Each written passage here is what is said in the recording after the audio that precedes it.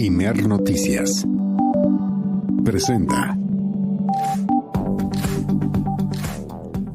¿Cómo está usted? Muy buenas tardes, bienvenida, bienvenido, bienvenide a El Acento, tu punto de referencia.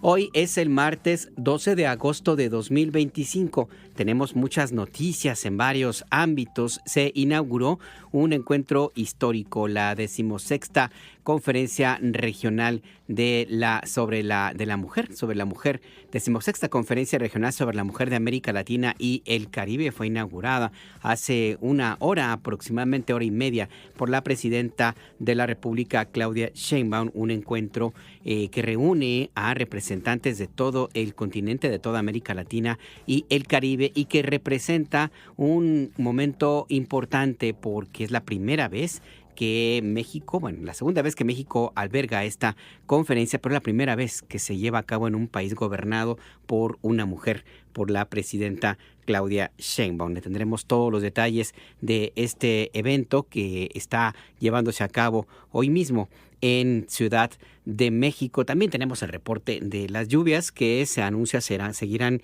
intensas en varias partes de la República Mexicana, sobre todo en Ciudad de México, donde las operaciones en el Aeropuerto Internacional Benito Juárez empiezan a normalizarse, aunque todavía hay pasajeros que están a la espera de que las aerolíneas decidan cumplir con su responsabilidad y pues los muevan, los lleven a sus lugares de destino. Las aerolíneas no se han hecho responsables de este retraso, de las afectaciones a los pasajeros, a pesar de que legalmente están obligadas las aerolíneas a atender la seguridad integral, y eso incluye también la estancia y alimentos en caso de que sea necesario.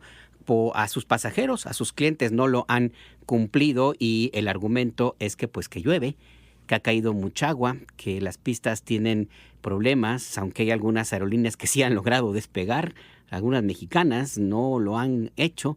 No hay alguna respuesta por parte de estas compañías privadas. Es también parte de la información de este día, y otros temas también vinculados a nivel internacional, casos emblemáticos de corrupción y, ¿por qué no?, también este debate político que empieza a tener una ruta que era ciertamente predecible, sobre todo por personajes que han sido también recientemente muy, muy predecibles.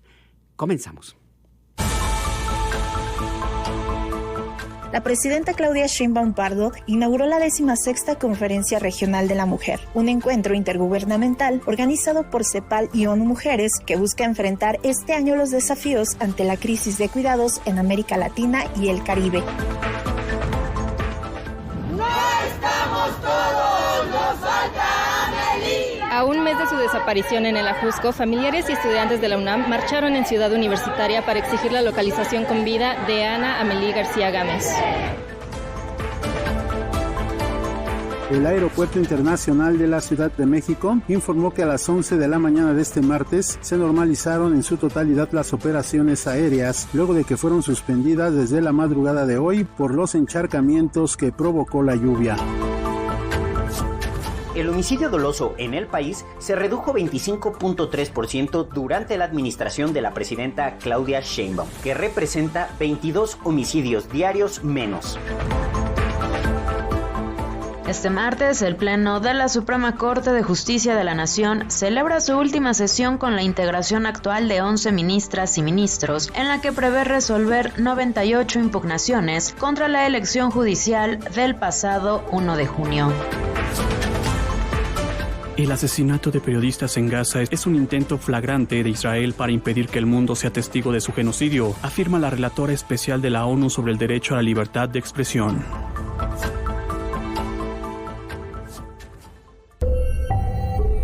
Imer Noticias presenta El Acento, con Alberto Nájar, tu punto de referencia. Que no soy suficiente y debo dejarme de lado las cosas que me importan, no es que importen demasiado, pero no, sé que así me lo enseñaron, pero no. Que eres muy delicada, necesitas salvavidas, que la incomodidad hay que aguantarla con sonrisas, pero no, Sé que así te lo enseñaron, pero no. Que para estar completa hay que estar acompañada. Quizás si no ha llegado es porque eres muy complicada. Recuerda, ponte guapa, lleva una vida ordenada. Por mucho tiempo hasta me lo creí, pero el velo se cayó. Escuchamos a Flor de Lava, un grupo de mujeres cantautoras colombianas, que está este grupo conformado por Brina Coaya, María Max Coxland, Natalia Medina, Paula von Hessinghoven, Pilar Cabrera y Sabi Satizábal. Es un grupo colombiano que pues han tenido una participación importante a partir de la decisión que tomaron en su momento pues de reunirse para cantar, para interpretar, para unir su magia individual y hacer una magia grupal y mandar el mensaje de la fuerza que significa una mujer, pero también el mensaje todavía más poderoso de muchas mujeres unidas por ellas mismas, por su propia existencia, por un mundo mejor, incluidos también, aunque no nos corresponda, pues también a los hombres que tenemos una enorme responsabilidad en la violencia de género, en el patriarcado, en esta profunda desigualdad que existe en el planeta entero y que en México tiene también rasgos realmente muy vergonzosos. México es un país feminicida y no lo podemos decir de otra manera. A pesar de todo esto, pues hoy hay una reunión histórica de la que le hemos dado cuenta y le tendremos más detalles, esta conferencia regional sobre la mujer en América Latina y el Caribe, que marca un antes y un después en la historia política, en la historia también social, cultural, económica de nuestra región. Y por eso es que elegimos esta canción, cuya letra dice mucho y que le invito a escucharla con atención. Quizás si no ha llegado es porque eres muy complicada. Recuerda, ponte guapa, lleva una vida ordenada. Por mucho tiempo hasta me lo creí, pero el velo se cayó. Que no te das cuenta que lo que cargas es algo heredado. Que lo que te cuentan es algo que pertenece al pasado. Que se quede allá, bien enterrado. Que se quede allá, está en tus manos. Todo el contenido de Imer Noticias lo encuentras en noticias.imer.mx.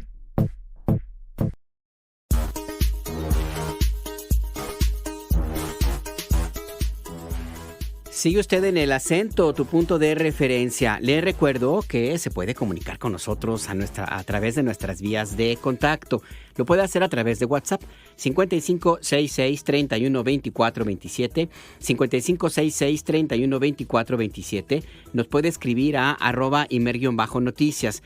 Es el nombre de este servicio informativo en X y en Threads, en hilos, o bien nos puede mandar mensajes a Imer Noticias. Así nos llamamos en Instagram y en Facebook. A mí me encuentra en X como @a_najar.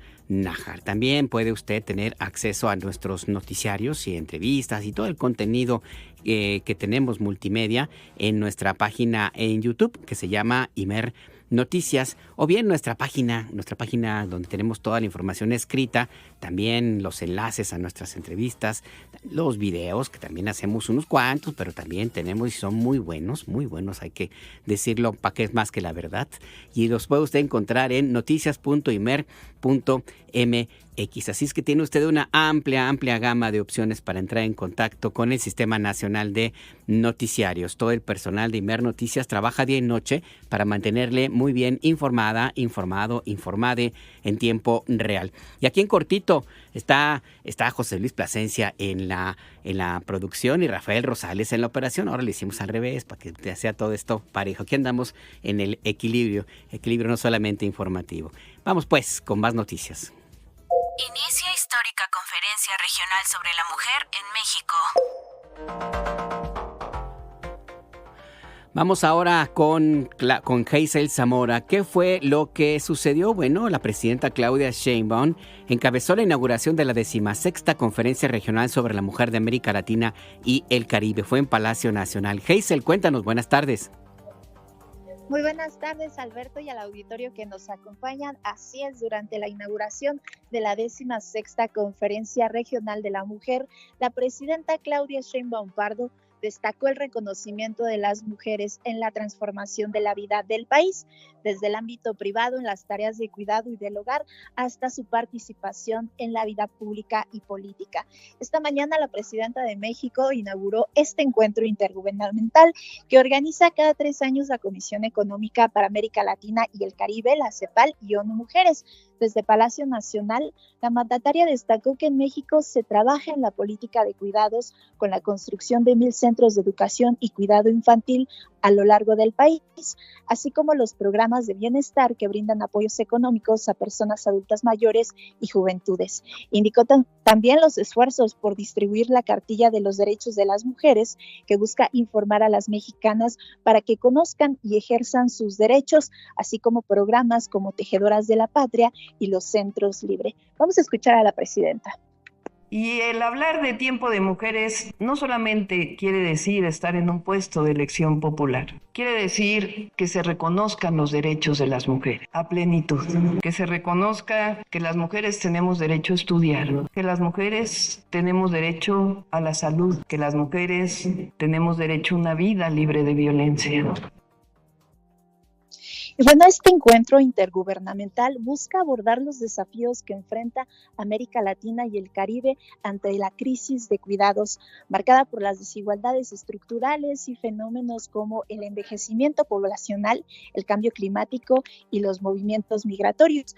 Por ello, el secretario ejecutivo de la CEPAL, Jorge Manuel Salazar, reconoció que si bien los países de la región han avanzado en la igualdad sustantiva, aún se requiere esfuerzos para cerrar las brechas de desigualdad y de género, por lo que será fundamental este año que se discutan los esfuerzos para la construcción de una sociedad de cuidados que priorice la vida, las personas y el planeta.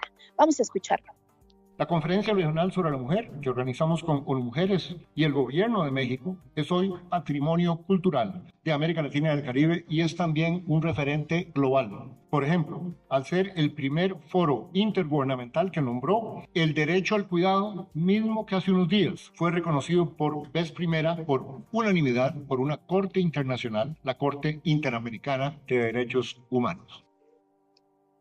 Y bueno, Alberto, auditorio, la presidenta Claudia Sheinbaum estuvo rodeada de las secretarias de Estado, así como la expresidenta de Chile, Michelle Bachelet, la vicepresidenta de Uruguay, Carolina Cosé, la directora de ONU Mujeres, Sima Baus, y la jefa de gobierno, Clara Brugada. Cabe destacar que este es el único encuentro regional de mujeres en el mundo y la primera conferencia fue realizada en 1977 y este año regresa a México y coincide con la llegada de la primera presidenta en nuestro país. Las siguientes actividades se realizarán a partir de mañana hasta el 15 de agosto en el Centro Cultural de Tlatelolco, donde se discutirá el documento Lineamientos para Políticas de Cuidado desde una perspectiva de género que elaboró la CEPAL y recoge los principales lineamientos para diseñar e implementar las políticas de cuidados a lo largo de América Latina. Esta es la información que les tengo, Alberto.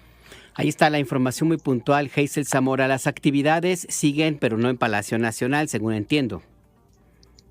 Así es, en este momento se están realizando eventos paralelos, les llaman, en Secretaría de Relaciones Exteriores, donde estos eventos son encabezados sobre todo por sociedad civil, por organizaciones civiles que discuten temas de cuidados en diversos ámbitos de la vida, como la migración, también el cuidado del planeta, del territorio, y el día de mañana ya finalmente se dará este encuentro en el Centro Tlatelolco, donde estarán pues todas las autoridades de distintos países para discutir este documento. Y la clausura sería a cargo de la señora Bachelet, Hazel. Así es, será el día viernes, estará la clausura y también habrán actividades para el público, también por ejemplo en Bellas Artes se contará con una actividad y el viernes también se hará un recorrido histórico de lo que ha sido este encuentro, que es el único que se realiza por mujeres en la región de América Latina. Pues estaremos muy pendientes de esta cobertura que vas a llevar a cabo en este histórico encuentro, esta histórica conferencia regional sobre la mujer. Gracias, Hazel Zamora. Así es, que tengan un excelente día. Hasta luego. Hasta luego, que también tengas una buena tarde. Y mire, y a propósito de estas actividades, bueno, también otra cara de esta realidad es la violencia de género, que no cesa en nuestro país, en la región, pero en nuestro país particularmente. Hay un caso que ha movido a la comunidad universitaria de la Universidad Nacional Autónoma de México y de otros centros de estudios. La localización de Ana Amelie García Gámez. Ella desapareció desde hace un mes, el 12 de julio, en la zona de El Ajusco, en el Pico del Águila, en el sur de Ciudad de México. Hoy hubo una protesta pacífica para exigir que se hagan todos los esfuerzos para encontrarla con vida. Jennifer Olvera, ¿qué fue lo que sucedió? Buenas tardes, cuéntanos. Buenas tardes, Alberto. Buenas tardes al auditorio de Inmer Noticias. Este martes, familiares y estudiantes de la Escuela Nacional de Lenguas, Lingüística y Traducción y de la Facultad de Ciencias de la UNAM convocaron a una marcha pacífica por Ana Amelie García Gámez, a un mes de su desaparición tras hacer senderismo en el Pico del Águila en El Ajusco. Bajo consignas como universitario consciente, se une al contingente y ninguna desaparecido más, las y los manifestantes marcharon en las instalaciones de la Facultad de Ciencias rumbo a Rectoría en Ciudad Universitaria para exigir la localización con vida de la joven. Vanessa Gámez, madre de Ana Amelie, dijo que las autoridades continúan trabajando en las líneas de investigación del caso. También mencionó que la posibilidad de que Ana Amelie se encuentre en otra zona y no en El Ajusco todavía no ha sido descartada. Vamos a escuchar. Bueno, las autoridades nos comentan que están trabajando en las líneas de investigación. Como sabrán, pues se hizo un despliegue muy importante para buscar en El Ajusco, donde se vio por última vez mi hija. Pues han hecho la búsqueda más grande aparentemente de mucho tiempo de la historia. Sin embargo, pues las líneas de investigación del que alguien la pudo haber sacado de ahí, pues todavía no son claras. Sé que están trabajando, pero pues mi sentimiento de madre es cada momento que pasa, cada día, pues es de verdad desesperante y un infierno. Entonces, para mí, ¿qué te puedo decir? El tiempo se me hace eterno, pero pues a lo mejor sí se debió haber actuado un poco antes en el tema de la investigación para empezar, ¿no? Sí sabemos que es complejo, sin embargo, tengo la confianza, he puesto toda la esperanza, la confianza en la gente que diga algo, si vio algo, y por supuesto en las autoridades. Ellos tienen la forma de regresarme a mi hija. El contingente que marchó demandó a la jefa de gobierno, Clara Brugada, continuar apoyando en la búsqueda y localización de la joven. Asimismo, integrantes de la comunidad UNAM que marcharon exigieron que la universidad se pronuncie en torno al caso. Escuchemos. Entonces, en el caso de Ana Amelie, no se han pronunciado y nadie ha dicho nada, excepto de la Facultad de Ciencias, que invita a su comunidad a participar en investigaciones sobre desapariciones, pero en sí no es como desaprobar la desaparición de Ana Amelie. Entonces, eso es lo que vamos a exigir en la UNAM, porque no podemos concebir, como parte de la comunidad estudiantil, que si desaparece una de nuestras compañeras, alguien parte de la comunidad no se pronuncien, y hacer silencio también respalda las desapariciones del Estado de la Ciudad de México. En este momento, Alberto Auditorio, el contingente se concentra frente a Rectoría de la UNAM, donde el coro La Coraza presenta música en vivo, pues afirman que el arte en la manifestación también es un acto político, y posteriormente entregarán un pliego petitorio a las autoridades de la UNAM con estas demandas. El reporte que tenemos. El reporte muy puntual. Muchas gracias, Jennifer Olvera. Gracias, buen día. Buen día también para ti. Y mire, por la mañana, en la conferencia de prensa que sostiene todos los días en Palacio Nacional, la presidenta Claudia Sheinbaum afirmó que las políticas de género que ha impulsado durante su administración no pueden quedarse solamente en la letra. Vamos a escuchar. El que llegue una mujer a la presidencia de México es un símbolo, y lo digo porque no es un asunto personal, no es Claudia Sheinbaum Pardo, que llegó a la presidencia como si fuera un esfuerzo personal. Es producto de años de defensa y de lucha de los derechos de las mujeres, y también parte de la transformación que estamos viviendo en nuestro país. Por eso yo digo que no llegué sola, que llegamos todas las mujeres mexicanas a la presidencia de la República. Pero esto tiene que verse reflejado en políticas, no solamente el símbolo de la llegada de una presidenta, que tiene mucho impacto, sobre todo en las niñas y en las jóvenes, sino en políticas. Por eso desde el 3 de octubre, 2 días después de que llegamos, planteamos una serie de modificaciones legales. Desde la modificación en la Constitución para el reconocimiento de la igualdad de las mujeres hasta a trabajo igual, salario igual. Eso quedó establecido en la Constitución. Y después la modificación de muchísimas leyes que tienen que ver con los derechos de las mujeres y también con la modificación en las fiscalías para que la violencia contra las mujeres sea atendida adecuadamente. Entonces son una serie de cambios jurídicos y ahora el objetivo es que no se quede solamente en la letra, sino que se lleve a cabo. Es parte de lo que menciona la presidenta Claudia Sheinbaum en Palacio Nacional. También señaló algunas de las principales acciones que ha puesto en marcha su gobierno en favor de las mujeres, como los centros libres, espacios donde las mujeres reciben apoyo psicológico y asesoría jurídica. Pues estamos haciendo los centros libres para mujeres que han tenido mucho impacto. Son lugares en donde se ofrece apoyo psicológico, legal, de servicio social y de otros temas a las mujeres, y también son lugares de encuentro de las mujeres, sencillamente para poder platicar, conversar, y entre ellas deciden qué actividades se deben desarrollar en el centro y se les dé el recurso para poder desarrollarlo. Queremos que haya un centro libre por cada municipio del país, y los que ya están instalados pues han tenido un impacto muy positivo. Y por otro lado, la Secretaría de las Mujeres está haciendo asambleas de mujeres en todos los municipios del país. ¿Qué objetivo tienen estas asambleas? Escuchar cuáles, no solamente en términos de violencia contra las mujeres, sino de otras acciones que le gustaría a las mujeres mexicanas que desarrolláramos desde el gobierno. Toda la Secretaría de las Mujeres está en territorio desarrollando estas asambleas y además repartiendo la cartilla de derechos de las mujeres. Que toda mujer en México, desde pequeña hasta la más adulta, sepa que las mujeres tenemos derechos. Entonces es una política integral y tiene que ver también con la prevención del embarazo adolescente y otras acciones de fortalecimiento del apoyo de las mujeres. Y junto a ello se está haciendo una red que se llama Tejedoras de la Patria, de voluntarias, de mujeres voluntarias, que quieran participar junto a la Secretaría de las Mujeres, promoviendo el conocimiento de los derechos de las mujeres. Eso por un lado. Por el otro, pues son los 1,000 centros de educación y cuidado infantil que vamos a hacer en el país.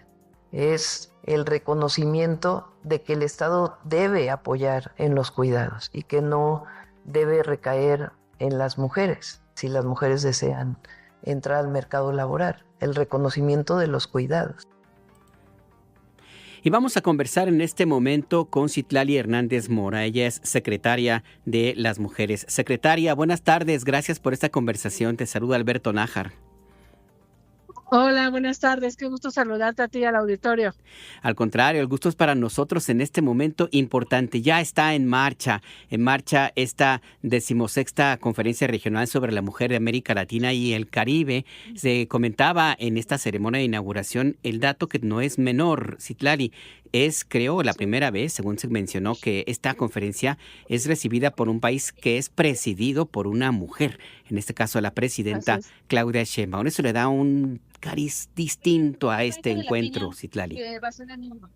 Sí, esto es de profunda relevancia, es decir, es la edición número 16 de la Conferencia Regional de América Latina y el Caribe, que reúne a mujeres ministras de toda la región, y es la primera vez que una mujer presidenta recibe esta conferencia, que habla del tiempo que vivimos en México. Hay mucha expectativa de todas las integrantes internacionales que nos visitan, porque en México hay avances en materia de paridad en la representación política de las mujeres. Existe una Secretaría de las Mujeres, que es una de las denuncias o demandas históricas que a veces en estos foros se habla sobre la necesidad de elevar a rango de Estado el interés de las mujeres. Bueno, el tema que nos convoca es la construcción de una sociedad de cuidados y más igualitaria. Y bueno, ya ha inaugurado esta conferencia la presidenta, y durante hoy, mañana y pasado mañana, hasta el 15 de agosto, estarán realizándose distintas mesas, distintos foros de discusión, de intercambio, alrededor de esto, de qué estamos haciendo los gobiernos de la región para ello, cómo vamos, qué retos, qué avances, qué propuestas. Y a la par también hay un foro de ciudades, hay un foro parlamentario entre legisladoras y un foro de sociedad civil que entre ellas, entre los distintos espacios, se están teniendo también estas discusiones. Porque además el tema central, que es la construcción de una sociedad de cuidados, entendido en el contexto en el cual se encuentra México, pero también América Latina y América Latina en el contexto todavía más amplio, contexto global, implica ir a un cambio de fondo. No sé, algo que te quería pedir tu análisis, Citlali.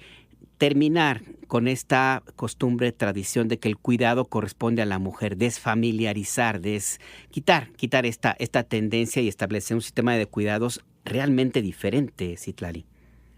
Claro, sí, en efecto se trata de reconstruir y replantearnos la manera en la que hemos construido las sociedades. ¿A qué me refiero? Históricamente, durante mucho tiempo a las mujeres se nos ha asignado un único lugar. El hogar, tener una familia, cuidar hijas, hijos, y como la única responsabilidad de las mujeres.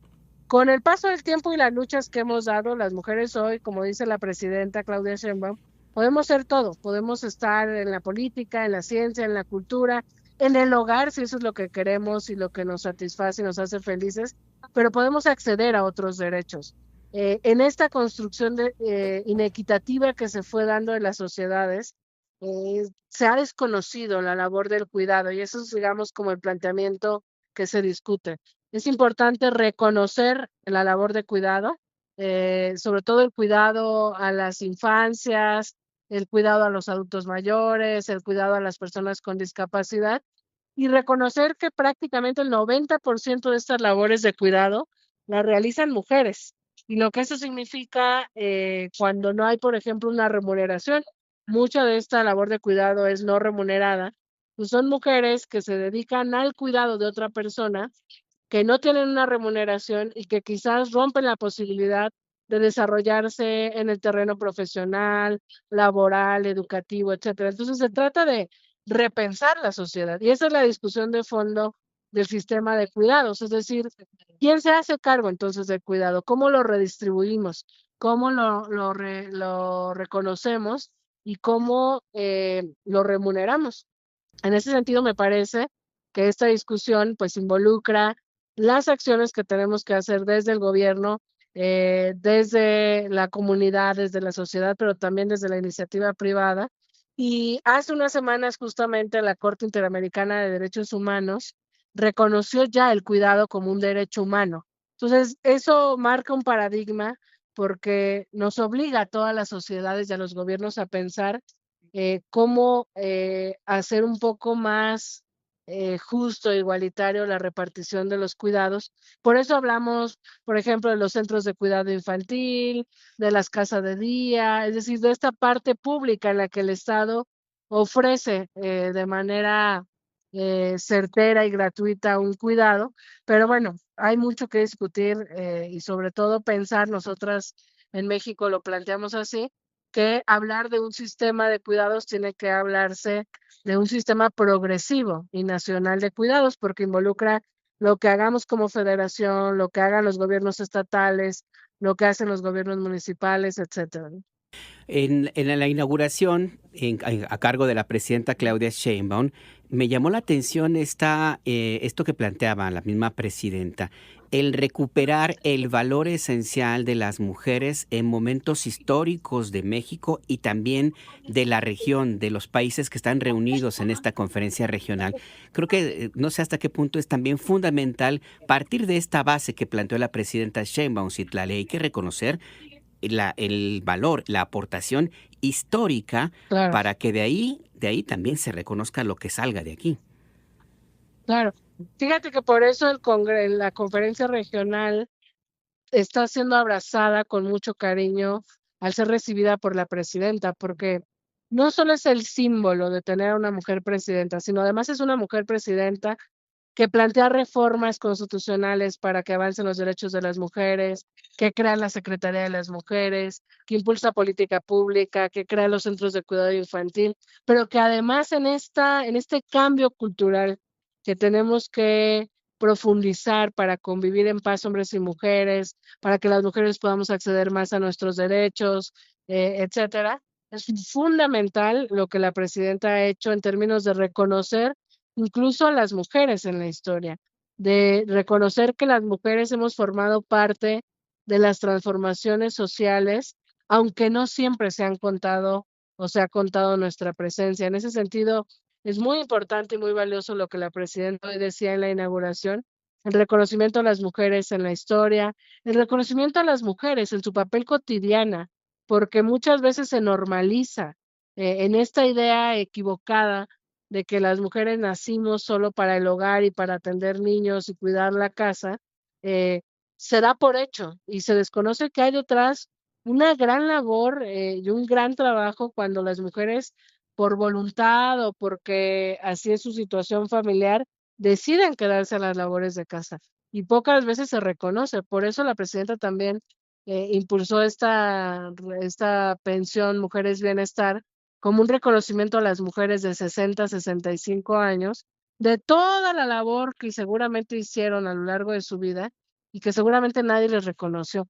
La labor con sus hijas, con sus hijos, la labor en el campo, la labor en sus pequeños, con el comercio, la labor en su hogar, etcétera. Entonces, bueno, es fundamental eso, el reconocimiento, te digo, repensar cómo construir una sociedad distinta y por supuesto ir construyendo sociedades con una visión de cuidados, porque en el caso de México y de la región latinoamericana, en los próximos años iremos envejeciendo. Entonces estamos hablando de una población que necesitará cuidados y creo que prever ese escenario con una lógica de construir una sociedad más cuidadora será muy importante para atender a lo que será la mayoría de la población en una década quizás, ¿no? Exactamente. Pues si nos lo permites, Citlali Hernández Mora, secretaria de las Mujeres, sigamos en comunicación para conocer, para dar cuenta a la audiencia de Imer Noticias el desarrollo de esta conferencia regional sobre la mujer en América Latina y el Caribe en su edición número 16. Esta histórica conferencia, 50 años después, se lleva a cabo en México y en circunstancias muy, muy distintas. Yo veía videos y leía, ya para terminar, Citlali, en aquella primera conferencia en los 70s no había mujeres, la organizaron hombres. Entiendo que ni siquiera una mujer estuvo en la ceremonia, en el panel de inauguración. Qué tiempos tan distintos ahora que solamente había 1 o 2 hombres ahí y porque pues tenían que estar, Sí, ¿no? y fíjate qué interesante, perdóname ya para terminar. Hace 50 años se dio la conferencia mundial, que fue la primera vez que se reunieron los gobiernos para hablar cómo avanzar hacia una sociedad con más derechos para las mujeres. Y en efecto, había realmente pocas mujeres.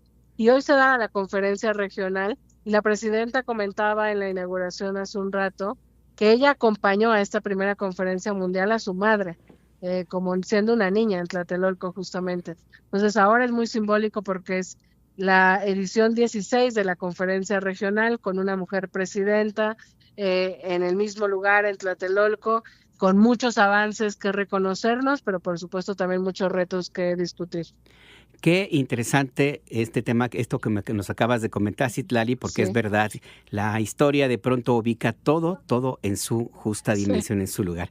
Gracias, Citlali, mucha suerte con esta conferencia. No, al contrario, muchísimas gracias, buena tarde. Buena tarde también para ti. Bye. Es la secretaria de las Mujeres y mire, sí, este tema lo comentó la presidenta, no lo había destacado como lo acaba de comentar la secretaria de las Mujeres. Mire nada más cómo da la historia, cómo da la situación en las cosas, si me permite usar este término muy abstracto, en su sitio hace 50 años en Tlatelolco, donde se va a llevar a cabo esta conferencia regional, hubo este encuentro mundial organizado en tiempos de Luis Echeverría Álvarez, en épocas en las cuales había un movimiento muy fuerte que llamaban de la liberación femenina, pero que era el surgimiento de un movimiento que cambió la historia de la humanidad.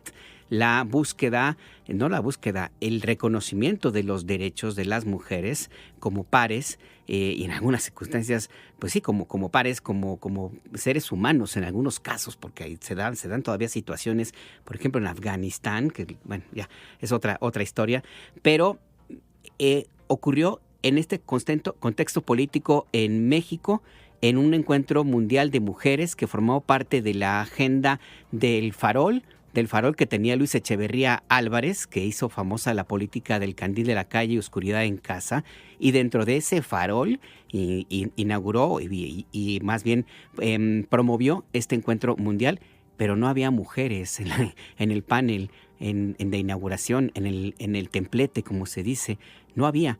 Y los que organizaron, los que llevaron la voz cantante, los que dijeron qué había que hacer, hicieron toda la planeación, fueron hombres.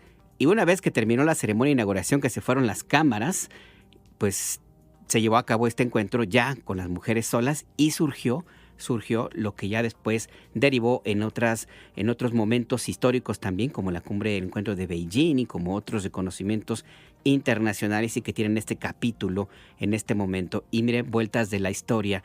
En aquel momento una niña acompañó a su mamá, la maestra Pardo, a este encuentro regional en Tlatelolco, y esa niña hoy inaugura un encuentro similar sobre la mujer en América Latina y el Caribe, y con mayoría de mujeres en el templete, con solamente un par de hombres porque tenían que estar, porque fueron los representantes que enviaron, pero si no, créame que no eran tan necesarios. Vueltas de la historia. Se normalizan vuelos en el aeropuerto de Ciudad de México.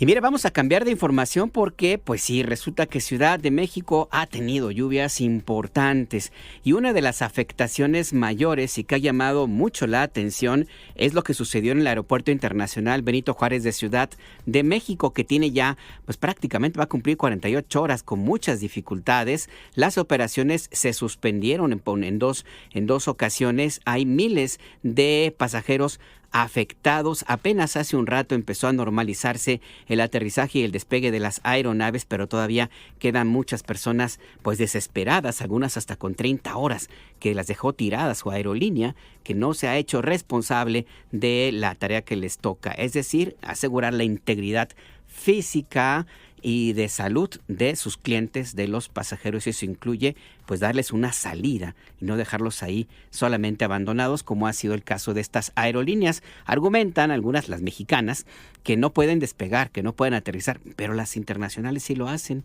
y son los mismos aviones. Quién sabe qué sucede ahí, pero bueno, vamos a ir con Víctor Raúl Ramírez, que ha estado muy pendiente en el aeropuerto. Cuéntanos, Víctor, buenas tardes. ¿Qué tal, Alberto Auditorio? Buenas tardes. Pues el Aeropuerto Internacional de la Ciudad de México informó que a partir de las 11 de la mañana de este martes se abrió la pista 05 derecha, 23 izquierda, con lo que con ello se normalizaron en su totalidad las operaciones aéreas. Por ello, el aeropuerto capitalino recomienda al público usuario mantenerse en contacto con su aerolínea y estar atentos a los avisos meteorológicos que se publiquen en fuentes oficiales, esto a fin de que se tomen las previsiones necesarias.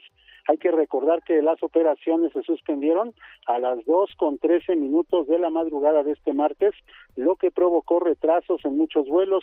2 pasajeros nos comentaron las afectaciones que han sufrido. Vamos a escuchar. No, oiga, desde anoche estamos aquí, desde las 8:30. Íbamos a salir a Tijuana y apenas ahorita en la mañana, hace rato nos resolvieron para viajar. Vamos a salir a Guadalajara, pero hasta las 9 de la noche. Somos 7 personas, entre ellos 2 bebés, 2 niños, pues una de 2 años y una de 4. ¿Ayer a qué hora era la salida? La salida era a las 9:45. De la noche. Sí, y nos daban supuestamente por medio de volar y salir de aquí de este aeropuerto, pero hasta mañana en la noche. Pero hay 2 muchachos también que trabajan, entonces les dijeron que no y nos cambiaron de aeropuerto para irnos al Felipe Ángeles y hasta las 9 de la noche el día de hoy. O sea que anoche sin dormir, hoy tampoco, y aparte de salir, vamos rumbo a Guadalajara y de Guadalajara a volar a Obregón. No, atrasado, totalmente atrasado. Llegamos a las 4 de la mañana y seguimos en espera de puerta. ¿Qué hora se supone que salía A las 7. A las 7 de la mañana. ¿Y qué les han dicho? ¿Verdad? Pues que no hay puerta, que están limpiando el área del aterrizaje o el despegue. Y no les han dado fecha, entonces. Pues que ahorita 10 minutos más, a ver si vamos a salir o no. Para Culiacán vamos. Hacia Culiacán. Entonces, ¿a qué hora llegaron ustedes? A las 4:30 de la mañana. Y no es la hora que no. Pues es hora que estamos aquí, esperando. Y entonces ya está confirmado que sale. Pues se supone que está confirmado, pero estamos esperando que haya puerta.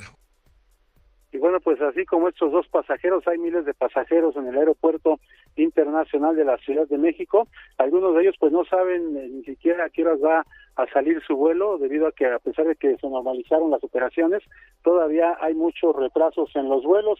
Y bueno, pues de acuerdo con el Aeropuerto Internacional de la Ciudad de México, debido a la suspensión del servicio, este martes se desviaron 16 vuelos, 3 fueron cancelados, con un total de 19.500 pasajeros afectados. Ese es mi reporte. Ahí está el reporte muy puntual, Víctor Raúl Ramírez. Y ya que andas por allá, por aquella zona en el oriente de Ciudad de México, también la lluvia afectó de manera importante toda aquella región. Hay algunas colonias, algunos barrios que tienen todavía problemas. Cuéntanos de qué se trata. Así es, Alberto Auditorio, pues la colonia Moctezuma de la alcaldía Venustiano Carranza de la Ciudad de México, que está muy pegada al Aeropuerto Internacional de la Ciudad de México, ha sido una de las zonas más afectadas por las lluvias en los últimos días, y el edificio habitacional que se ubica en la esquina de las calles Norte 25 y Oriente 174 se inundó debido a la gran cantidad de lluvia que cayó los días domingo y lunes pasado, y que provocaron que el agua llegara a superar el metro de altura, de acuerdo a lo que nos comentaron los vecinos.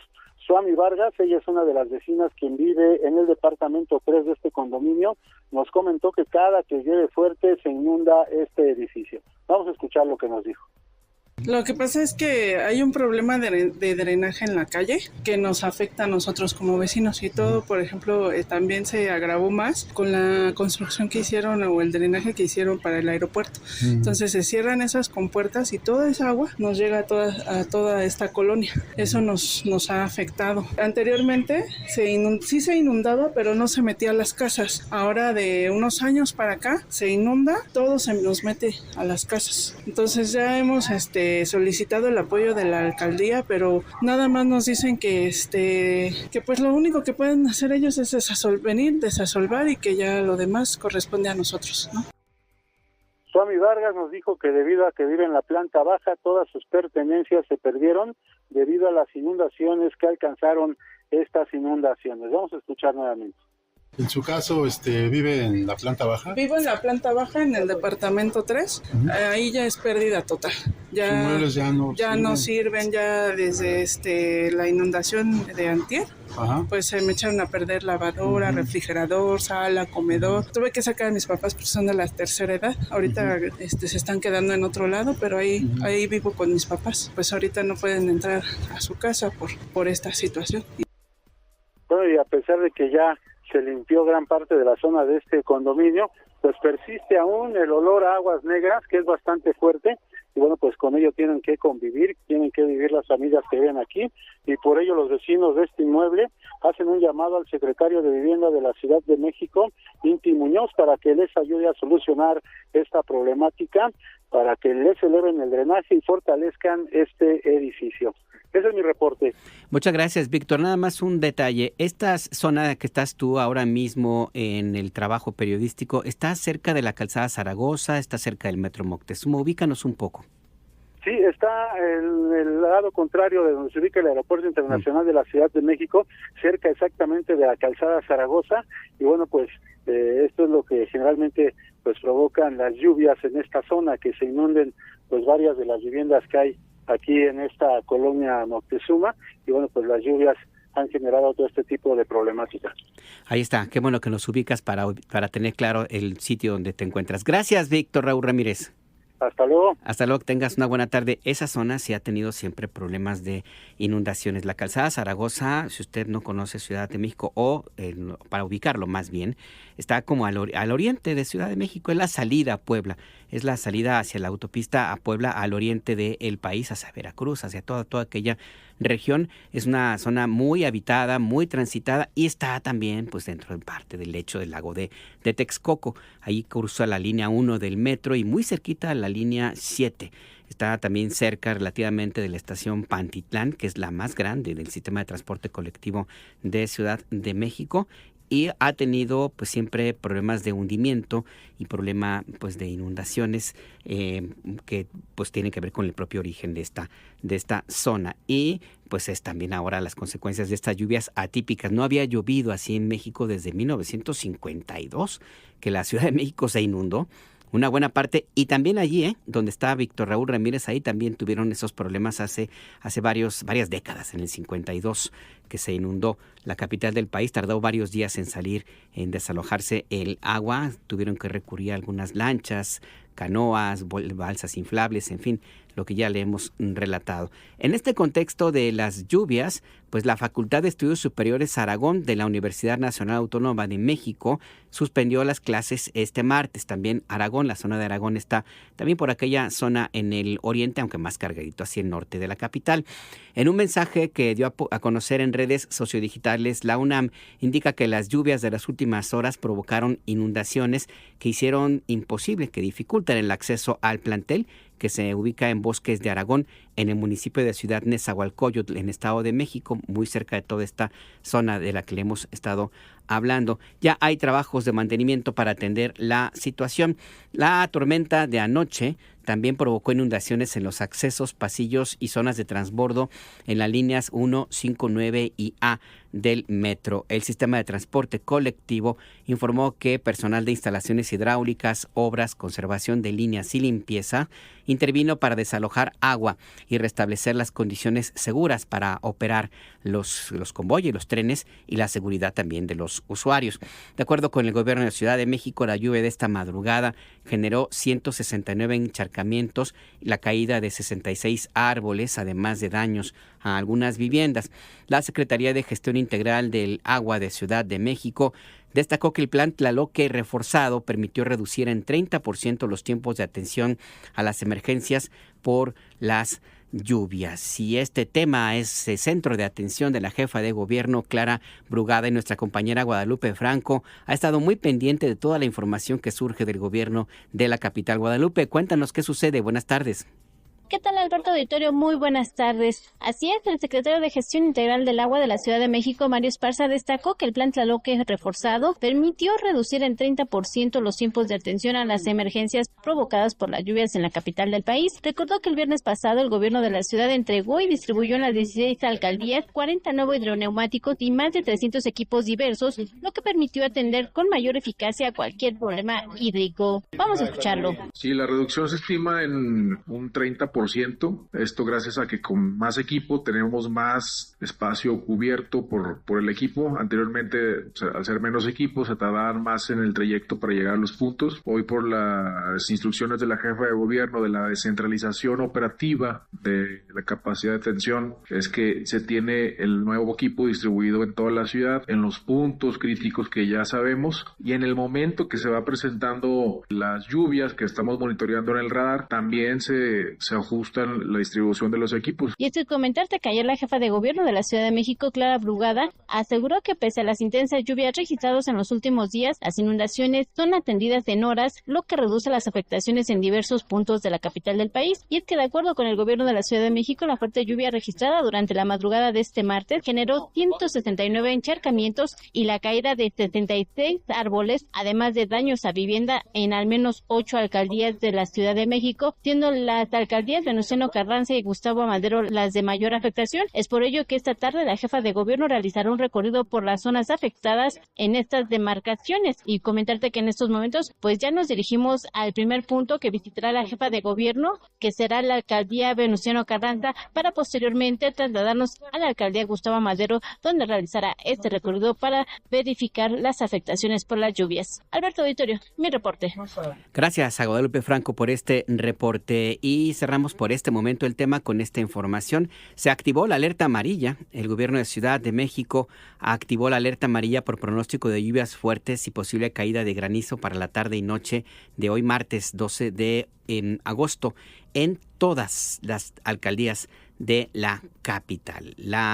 Los peligros asociados, dice la Secretaría de Gestión Integral de Riesgos y Protección Civil, son lluvias fuertes que pueden generar encharcamientos, corrientes de agua sobre calles y avenidas, caída de ramas, árboles, también de lonas o de algún objeto que tenga usted que no lo tenga bien agarrado en la azotea, se lo puede volar por el viento y pues caerle a alguien. Las recomendaciones: no tire basura en las calles, y si la ve, la tiran, pues hay que recogerla para que no se tapen las alcantarillas, cerrar bien las puertas y ventanas, no cruce calles o avenidas con corrientes de agua. Usted no puede saber por el agua si hay alguna alcantarilla destapada y eso es absolutamente peligroso. Hay que ir con paraguas impermeable, abrigado en la medida de lo posible. No se acerca a los cables que ve usted por ahí sueltos. Tampoco podemos saber si son de teléfono, son de tele o cables eléctricos. Mejor para qué arriesgarse y estar muy pendiente de cómo evolucionan las lluvias y también de su casa. Una revisadita nunca está de más. Si se le encharca en la azotea el agua, créame que puede tener algún problema de filtraciones y pues ¿para qué tener estas dificultades? La Fiscalía General apelará a liberación de Vallarta. Y vamos a otra información que se dio a conocer en Palacio Nacional, en la mañanera de El Pueblo. El fiscal general de la República, Alejandro Gertz Manero, anunció que va a apelarse la liberación de Israel Vallarta, quien estuvo preso sin sentencia firme por casi 20 años. Fue acusado de secuestro, de encabezar una banda de secuestradores que Genaro García Luna y compinches bautizaron como los Zodiaco. El fiscal dijo que hay 6 víctimas de secuestro que en este caso no pueden quedar desprotegidas. Escuchemos. El delito de secuestro, después del homicidio, es el delito más grave que puede sufrir cualquier persona. En este caso particular, hay 6 personas que sufrieron un secuestro. Ese secuestro se llevó a cabo antes de que hubiera una diligencia evidentemente ilegal y abusiva, y esas personas no pueden quedar en estado de indefensión. Es una obligación moral, es una obligación ética y jurídica defender a las víctimas del secuestro. Y nosotros vamos a proceder a través del recurso de apelación en la defensa de esas víctimas y en el derecho que tienen a la reparación del daño.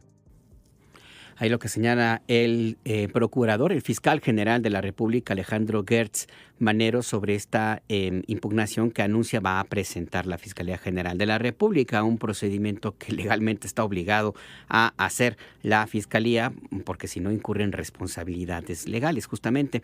Y por cierto, nuestra compañera Adriana Estela Flores de inmediato se movió como buena periodista que es y pues habló con Israel Vallarta para conocer en tiempo real su posición, su reacción a este anuncio de la Fiscalía General de apelar la liberación que le otorgó la jueza Mariana Vieira Valdés, titular del Juzgado Tercero de Distrito en materia penal con sede en Toluca. Esto fue lo que dijo Israel Vallarta a Entre Líneas, tu punto de referencia. Está dentro del marco legal, por supuesto que es una actuación que le corresponde al Ministerio Público a ser representante legal de las víctimas. Está bien, no hay ningún problema. Habría que ver si todavía se encuentra en el tiempo, es lo que yo ahorita tendría yo que checar. Si así ya lo hizo la Fiscalía en su tiempo y forma, está bien, las víctimas está bien. Yo estoy de acuerdo, yo he insistido más una vez. Yo respeto a todas aquellas víctimas, las que hayan sido, por supuesto. Las que no, bueno, pues ya lo dejo a la justicia que le corresponda, incluso a la divina, no hago mayor pronunciamiento. Si se da el caso de que se vayan a la apelación, tanto le insisto, está dentro del marco legal, sin problemas, yo no tengo ningún problema. El fallo que se dio en esta liberación, en esta sentencia del 31 de julio, que fue muy acuciosa, muy limpia, muy profunda, ese análisis y da contestación a cada señalamiento que en persona se realizó por parte de la Fiscalía. Que sabemos que la Fiscalía pues, es el órgano técnico correcto para hacer la defensa de todas esas personas. Y en este caso, Israel Vallarta Cisneros cuestionó el que las víctimas hayan guardado silencio por casi 20 años que estuvo en prisión por violaciones a su debido proceso. Escuchemos. Suponiendo sin conceder, insisto, que yo hubiese sido responsable de esta situación, entonces, y en una flagrancia, ¿por qué también se violaron mis derechos de debido proceso, presunción de inocencia, y etcétera? Porque esas víctimas, si lo son, insisto, con todo respeto lo digo, o las que lo hayan sido, si saben que los hechos fueron de esa forma o una forma distinta, ¿por qué se callaron? ¿Por qué permitieron que esas autoridades de entonces hicieron y deshicieron a su antojo? ¿Por qué permitieron una justicia a la carta? Yo hago un llamado al interés reflexivo de quienes están escuchando. Es obvio que si se me hubiese presentado en el momento mismo de la supuesta flagrancia, la juez o jueces que tuviera conocimiento, por lógico y apegado a derecho, me tenían que haber decretado la misma libertad, pero hace casi 20 años atrás. Yo ya no tengo necesidad de demostrar o convencer soy o no inocente, porque mi calidad de inocente se mantuvo todo este tiempo. Es que yo considero que se va a confirmar. No creo que perviva la justicia de la carta. Yo considero que esto va a continuar y va ahora sí a marcar un precedente que puede haber un cambio y ya no haya tantos atropellos, pero ni moral ni ética, y lo digo con todo respeto. Si hubiera moral y ética, yo tengo que enfrentar tantos años siendo golpeado precisamente por esa institución que antes era representada por otras personas, y no hubiéramos llegado a esto. Las mismas víctimas salieron lastimadas y violentadas por ese mismo organismo. Ahí pues lo que dijo Israel Vallarta Cisneros a Entre Líneas, tu punto de referencia esta mañana. Y ya que andamos en temas de seguridad, justamente en Palacio Nacional se presentó el informe de seguridad en el país. Es el estado que guarda la situación de violencia o de la estrategia en contra de la inseguridad en México. El dato es el siguiente: se redujo 25.3% el homicidio doloso en nuestro país. En los primeros 10 meses en lo que va del gobierno de la presidenta Claudia Sheinbaum, además se han detenido más de 29,000 personas por delitos de alto impacto. Abia Vargas, tú estuviste en Palacio Nacional. Cuéntanos qué más sucedió. Buenas tardes. Muy buenas tardes, Alberto, a ti todo el auditorio de Inmer Noticias aquí en El Acento. Pues sí, buenas noticias en materia de seguridad, pues Marcela Figueroa, titular del Secretariado Ejecutivo del Sistema Nacional de Seguridad Pública, informó que la disminución de 25.3% del delito de homicidio doloso desde el inicio de la administración de la presidenta Claudia Sheinbaum al mes de julio. Precisó que en septiembre de 2024 se tenía un promedio diario de 86.9 homicidios dolosos, mientras que en julio de este año la cifra bajó a 64.9 y señaló que es el mes de julio con menos homicidios dolosos desde 2015. Escuchemos a la titular del secretariado. Destaca una disminución del 25.3% del inicio de la administración de la presidenta, la doctora Claudia Sheinbaum, y el último mes, este mes de julio. Mientras que en septiembre de 2024 se tuvo un promedio diario de 86.9 homicidios dolosos diarios. En julio la cifra fue de 64.9 homicidios diarios. Esto es una reducción de 22 homicidios menos diarios en promedio. Y bueno, la titular del Secretariado Ejecutivo del Sistema Nacional de Seguridad Pública, Marcela Figueroa, informó que en los últimos 7 meses, 7 estados concentran el 51.5% de los homicidios dolosos. En primer lugar está Guanajuato con 11.9%, en segundo lugar Chihuahua con 7.2%, le sigue Sinaloa con 7.2% igualmente, Baja California con 7.1%, Estado de México con 6.6%, Guerrero 5.9% y Michoacán con 5.6%. Destacó que de septiembre de 2024 a julio de 2025, un total de 23 estados presentan una disminución en el número de homicidios dolosos desde el inicio de la administración de la presidenta Claudia Sheinbaum. Y este dato muy importante, Alberto, también para todo el auditorio, hay que tomarlo en cuenta que la mayor reducción se ha presentado en los estados de Guanajuato, con una reducción de 60.7% menos de delitos de homicidio entre febrero y julio de este año, mientras que el Estado de México 45% menos delitos entre septiembre de 2024 y julio de 2025, Nuevo León con 72.9% menos de delitos homicidios dolosos entre septiembre de 2024 y julio de 2025. En tanto, en delitos de alto impacto también hay una disminución, pues de julio de 2024 a julio de 2025 hubo una reducción de 20.8%. La titular del secretariado, Marcela Figueroa, precisó que hay una disminución importante en los últimos 7 años en cuestión de este delito de alto impacto, pues en enero de 2018 el promedio diario era de 969.4, mientras que ya en julio de este año se redujo a 535, es decir, una reducción de 44.8%. Escuchemos a Marcela Figueroa.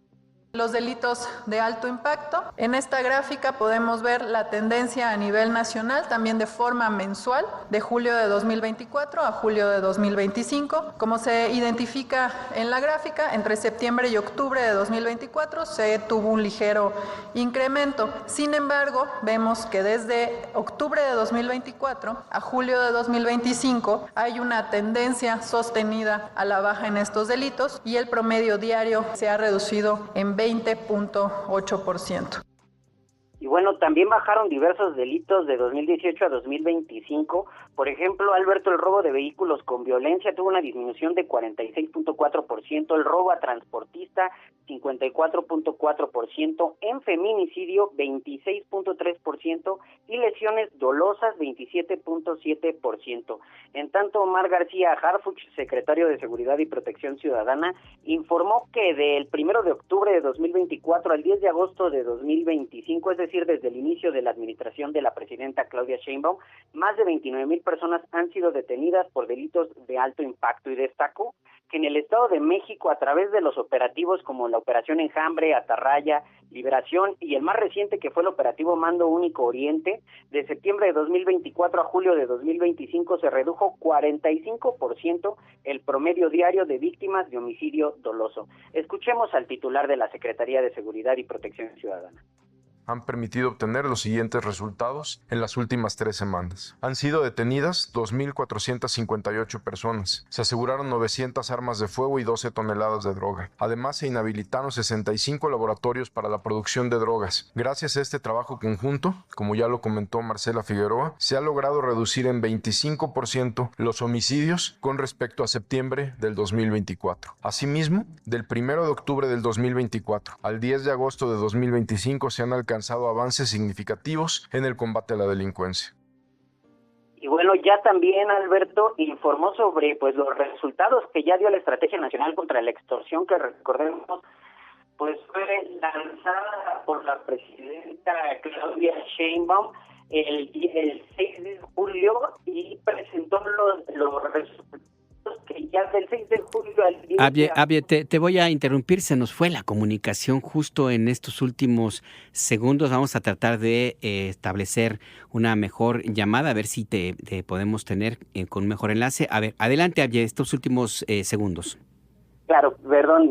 Bueno, les comentaba que ya dio resultados la Estrategia Nacional contra la Extorsión, pues del 6 de julio al 10 de agosto, 132 personas fueron detenidas por el delito de extorsión, e informó el titular de la Secretaría de Seguridad que recibieron más de 18,000 llamadas a través del 089, que recordemos puede ser una denuncia anónima, en donde el 58% fueron extorsiones que no fueron consumadas debido a que los operadores orientaron de buena manera a los ciudadanos y lograron que no fueran estos extorsionados. Esa es la información, Alberto. Ahí está la información puntual. Gracias, Abie Vargas. Estamos pendientes y buen día a todos. Buen día también para ti.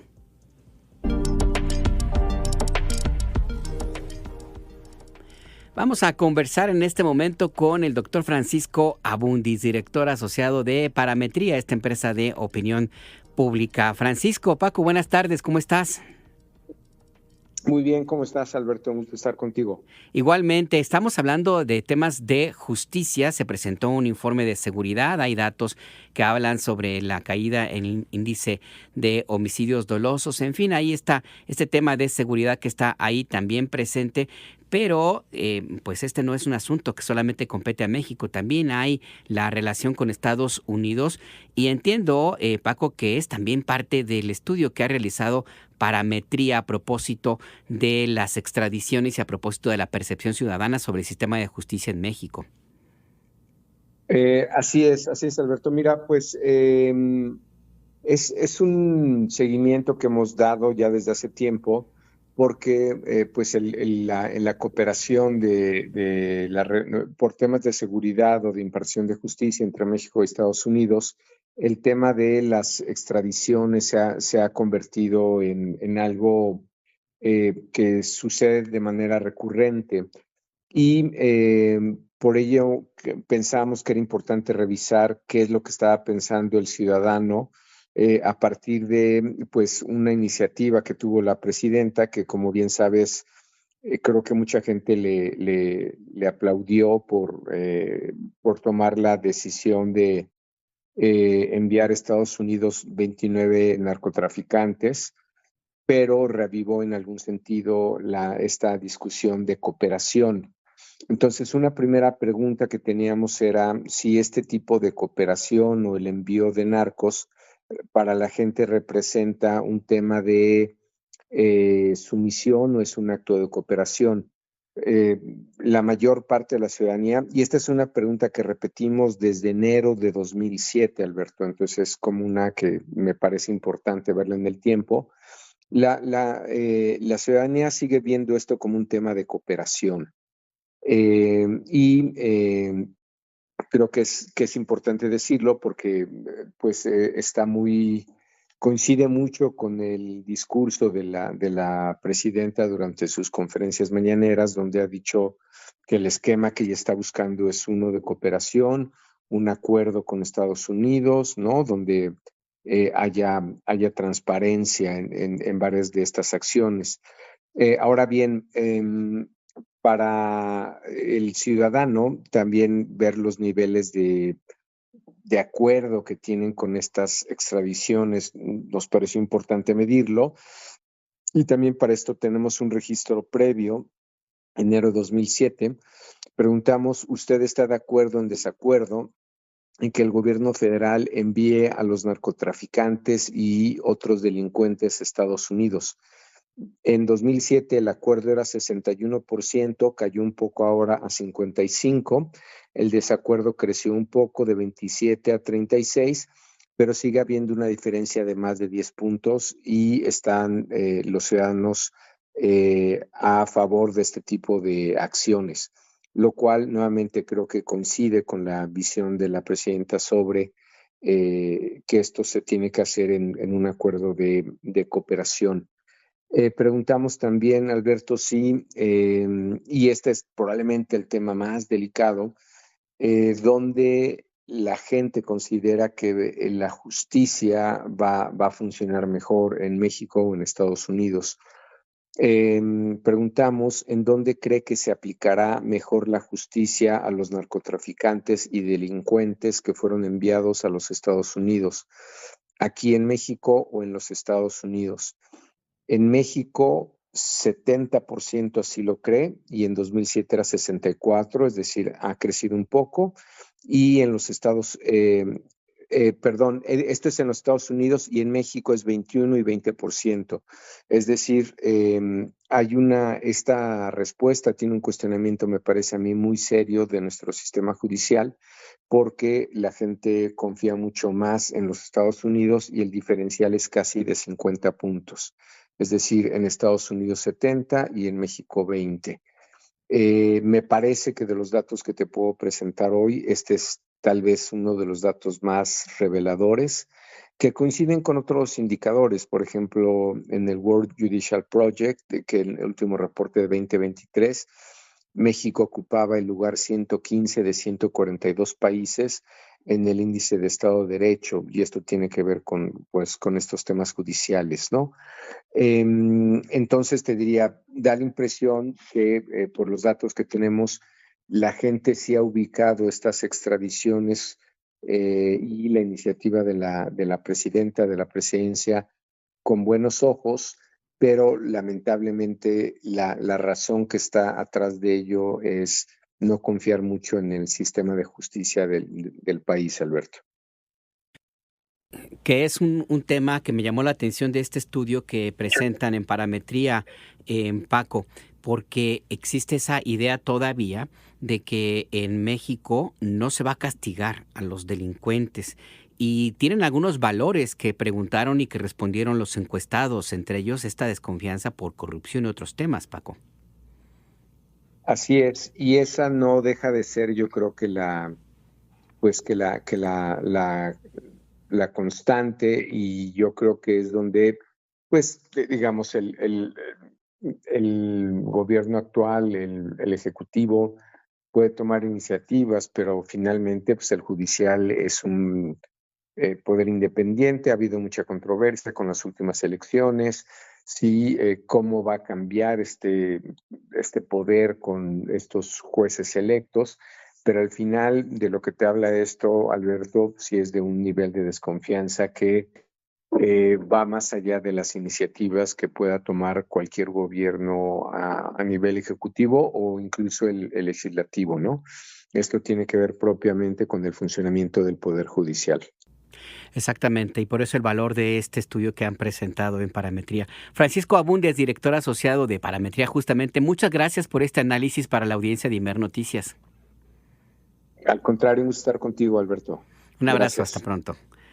Es Francisco Abundis, director asociado de la empresa de opinión pública Parametría. Desesperanza es una de las palabras que utilizó esta casa de opinión pública en su análisis sobre la impartición de justicia, una desesperanza de los mexicanos ante el sistema judicial de nuestro país, ante los resultados que ha tenido históricamente este poder judicial, que ya va a cambiar. Ya le quedan unas cuantas semanas al poder judicial como lo conocemos ahora mismo, pero mientras tanto, pues en la salida de este periodo histórico, pues tiene estos balances de medios y en este caso de empresas de opinión pública pues independientes que nada tienen que ver con las autoridades.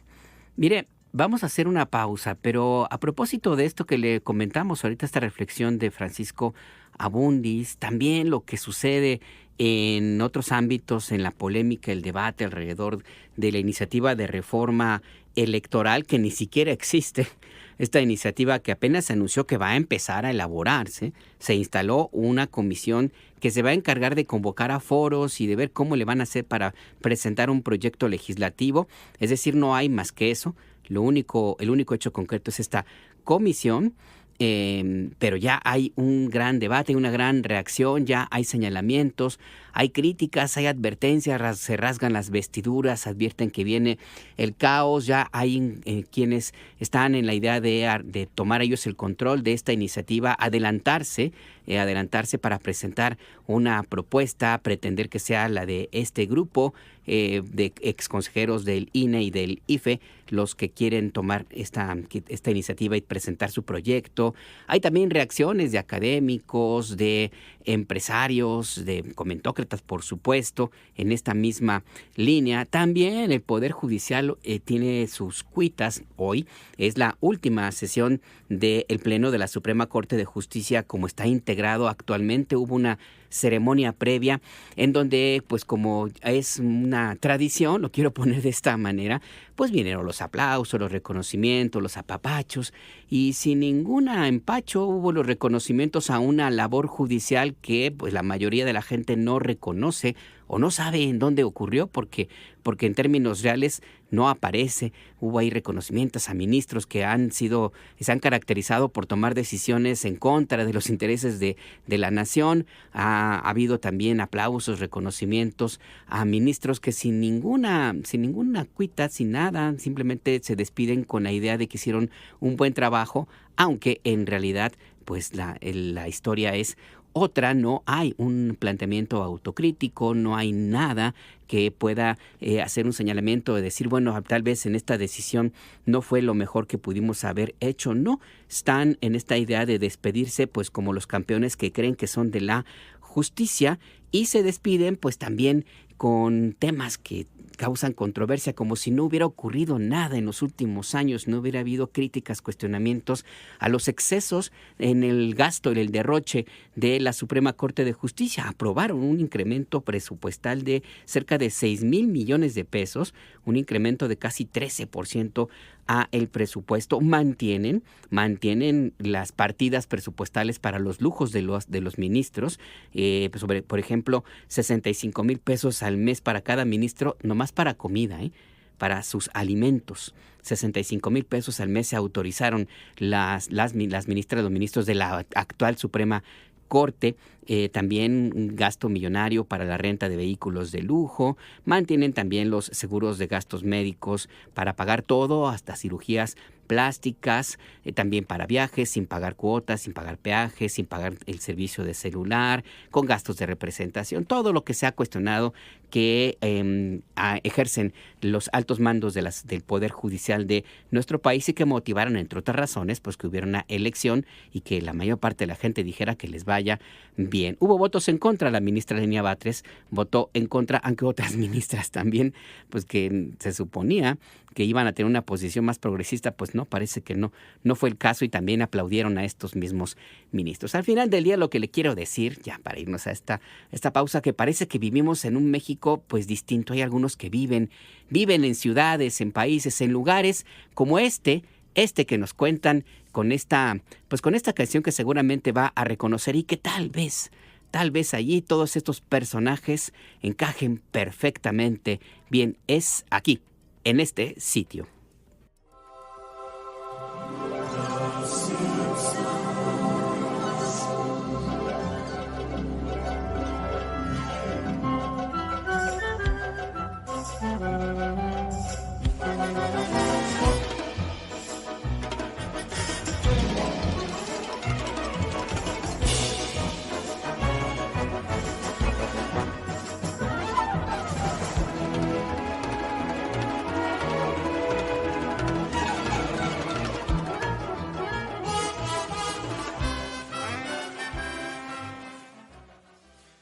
Escríbenos, manda un WhatsApp al 55 66 31 24 27.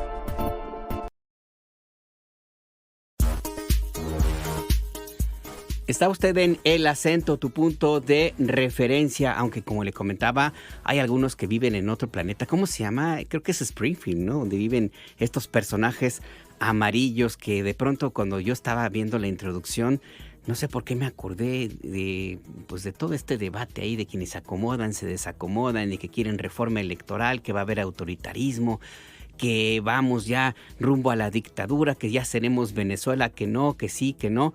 Y pues sí, ese me pareció, pues que sí, que parece que estamos en un mundo, o hay algunos que viven en un mundo muy, muy amarillo, y por eso es que dije, pues a lo mejor estamos encontrando el hilo negro y esta es la canción que les acomoda. Ya ve que la música de pronto pone a cada quien en su sitio y pues no sé qué piensa usted. Mejor díganos si andamos bien, si eran amarillos, verdes, azules, a lo mejor un poquito retrasados, en fin. Cuéntenos usted al 5566-312427, 5566-312427. También escríbanos a @imer_noticias.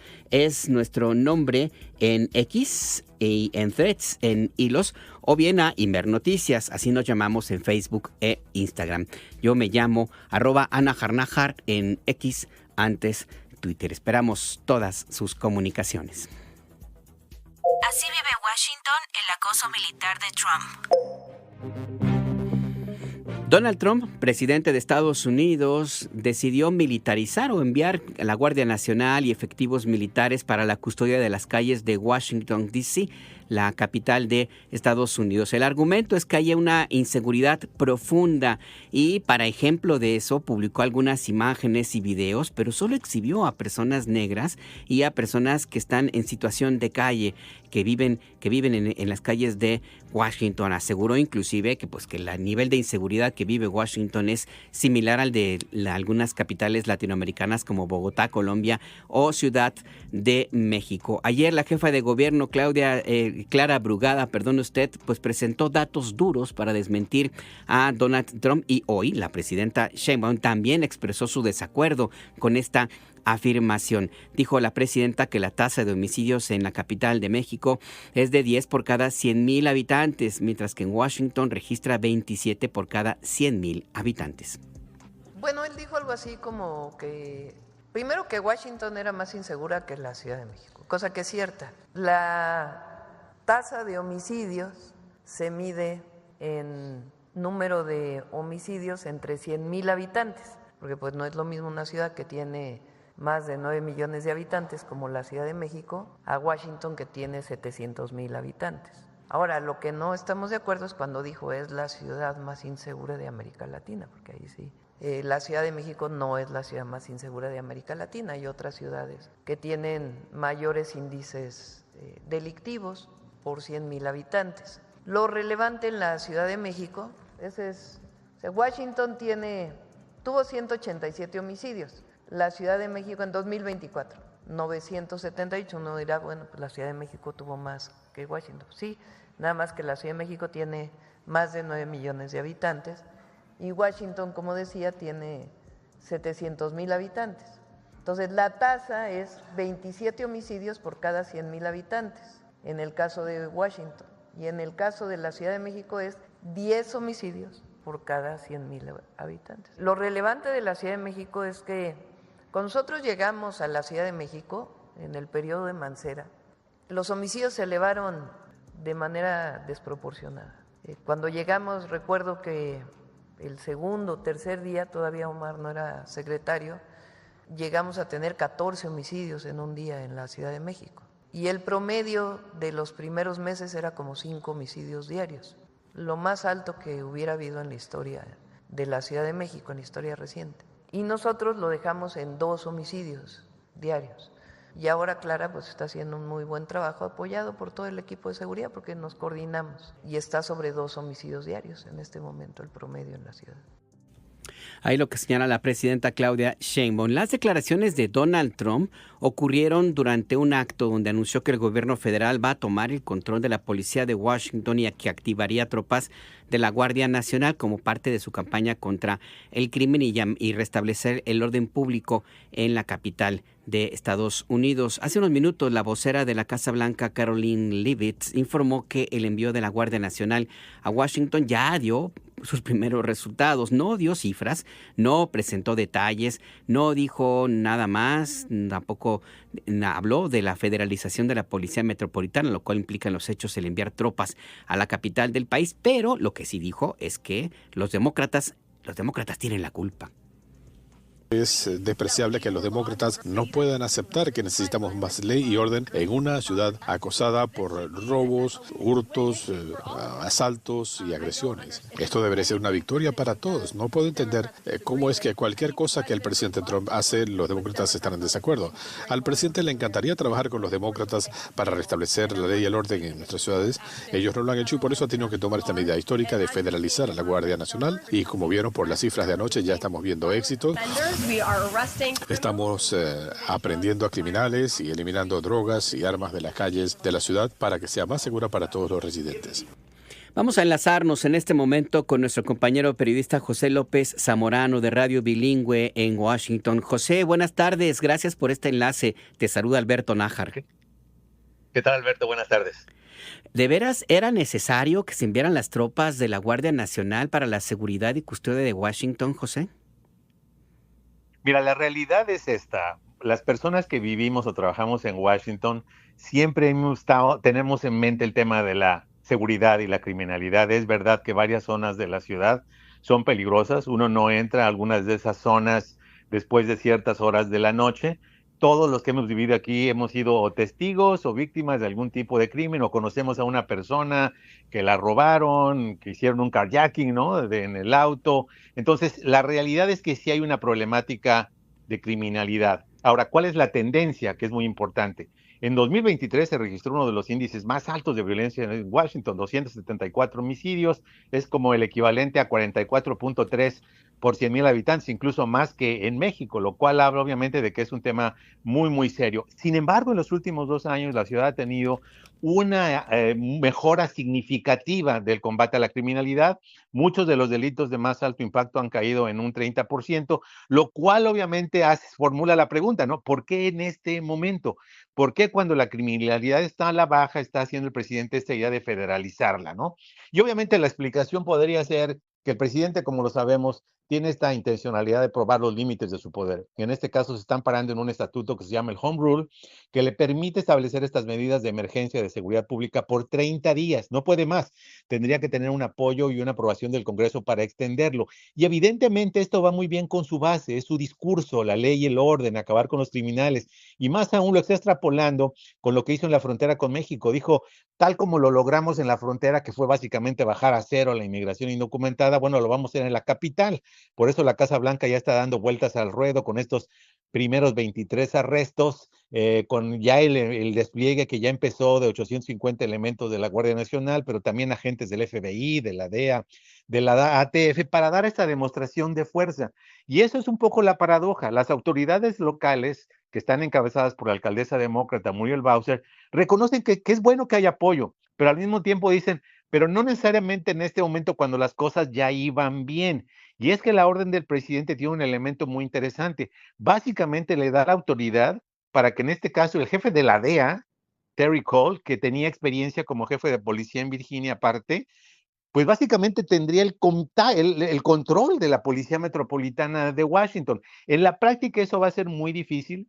Ya entrevistaron hace unos momentos a la jefa de la policía de Washington y dijo, bueno, yo le respondo a la alcaldesa Bowser y no a otras personas. Evidentemente lo que va a pasar aquí es que va a haber un esfuerzo de colaboración y lo que seguramente vamos a ver es que va a haber más arrestos, más detenciones y después de los 30 días probablemente vamos a ver una rueda de prensa con una misión cumplida donde el presidente nuevamente se ponga esta medalla en momentos que evidentemente necesita también algún tipo de, tú sabes, de lucimiento público porque sus números no están tan buenos, no es popular su política comercial, está provocando aumentos de la inflación, no es popular su política migratoria entre los independientes y los moderados que creen que ha ido demasiado lejos. Entonces probablemente hay una combinación de elementos políticos que le dan al presidente esta idea de hacer esto en este momento cuando probablemente era cuando menos se necesitaba.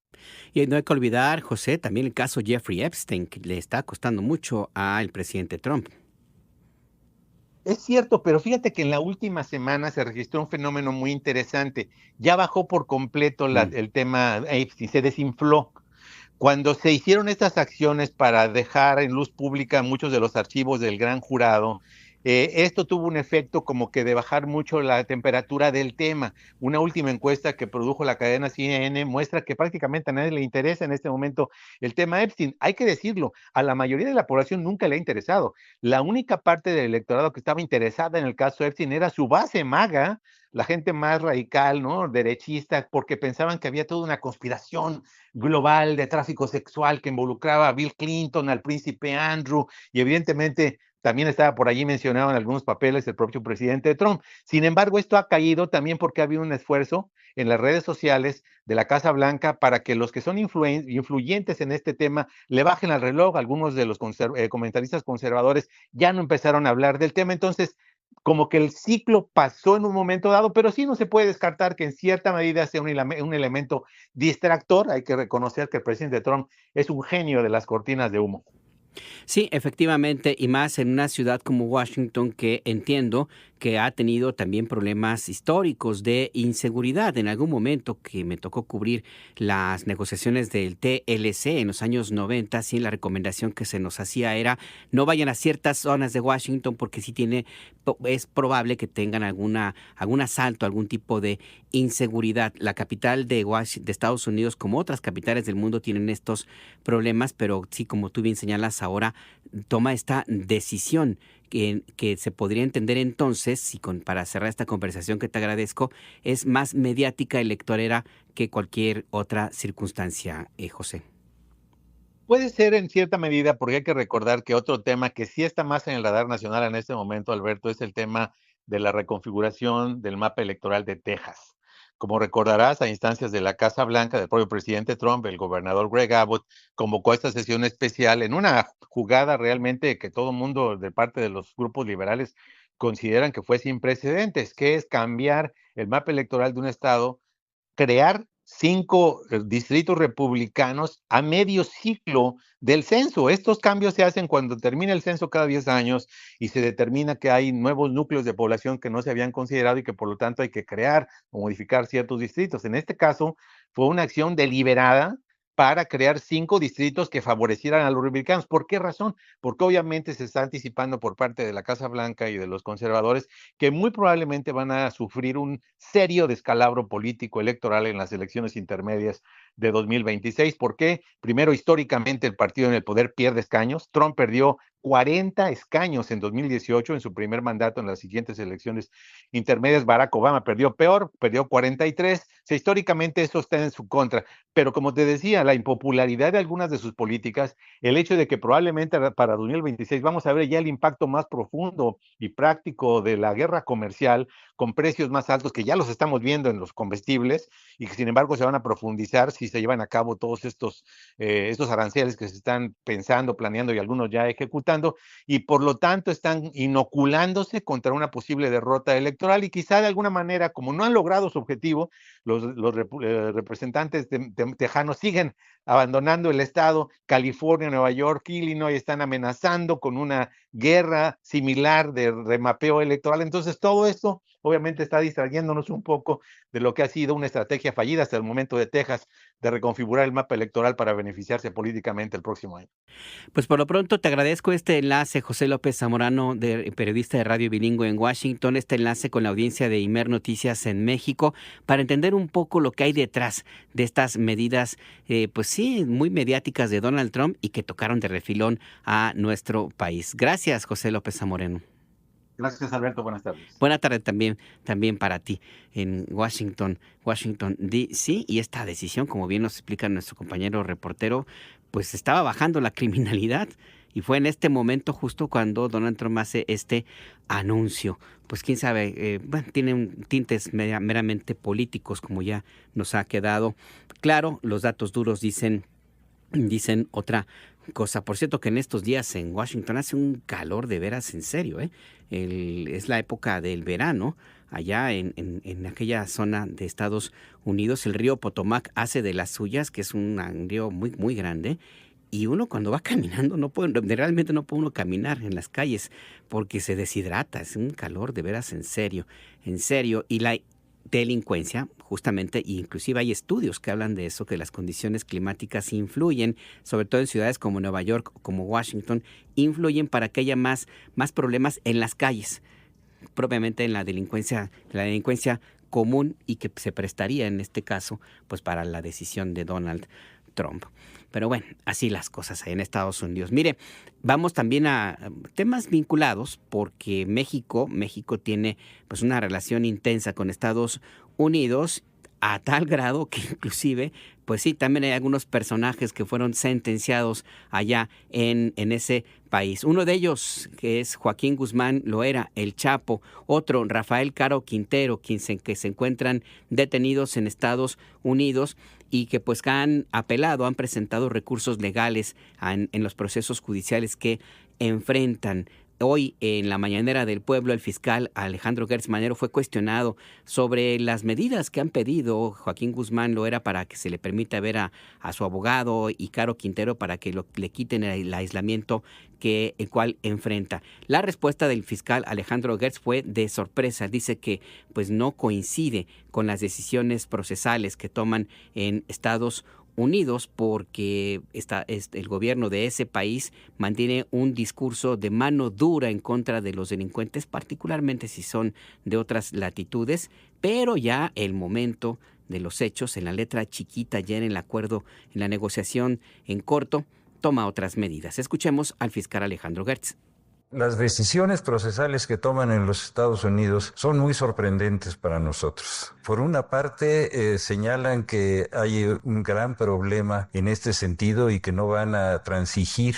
Y luego resulta que en los procedimientos hay una serie de negociaciones y de cambios de conformidad con un criterio que para nosotros no coincide con nuestra ley. Entonces, finalmente lo que tenemos que esperar son los resultados. Y los resultados son muy claros. Todas esas personas, gracias a las decisiones de este gobierno, están ya pagando la deuda que tienen con los Estados Unidos, y nosotros hicimos todo lo que teníamos que hacer en México.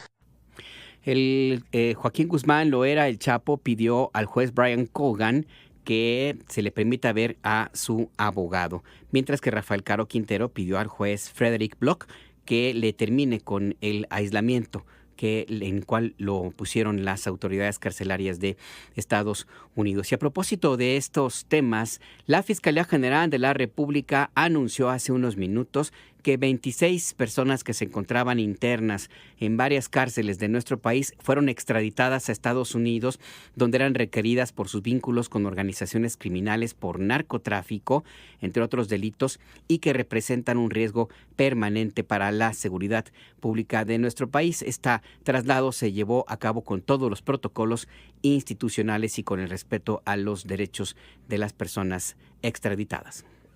Anuncia nuevo juicio a empresario Alonso Ancira. Alonso Ancira fue el dueño de Altos Hornos de México, es un empresario originario de Nuevo León, muy cercano a la familia de Carlos Salinas de Gortari. De hecho, el despegue de su fortuna ocurrió durante el gobierno del expresidente. Es muy amigo de Carlos Salinas, de Raúl Salinas de Gortari, del papá de estos dos personajes. Alonso Ancira siempre tuvo esta fortuna dedicado a la industria del acero. De hecho, Altos Hornos de México era una empresa paraestatal y Salinas se la entregó a un muy bajo costo a este empresario. Bueno, dentro de este antecedente que le doy a conocer, se ubica la razón por la cual le damos esta información, porque también Alonso Ancira, por esta cercanía que ha tenido con los gobiernos del PRI y del PAN, consiguió que Pemex le comprara hace algunos años una planta chatarra para fabricación de fertilizantes que se llama agronitrogenados. Se compró a un sobreprecio superior a $216 millones. Fue encarcelado en el gobierno del presidente Andrés Manuel López Obrador. Llegó a Ancira a un acuerdo para pagar en abonos este sobreprecio a cambio de que se le dejara en libertad. Hizo los primeros pagos, huyó a Estados Unidos, donde se encuentra, y hace un año más o menos pues se dio a conocer, se dio a conocer apenas ahora, pero desde hace más de un año dejó de pagar. Dijo que él desconoce este acuerdo con el argumento de que le hicieron un montaje. Bueno, hoy el fiscal Alejandro Gertz Manero anunció que van a reabrir este caso y que van a tomar las medidas legales pertinentes. Hace ya un tiempo, que más de un año, este individuo pidió una consideración para suspender, no para liquidar ni para desechar el proceso, para suspender el proceso en razón de que iba a hacer el pago de la reparación del daño, que estaba dividida en varios pagos.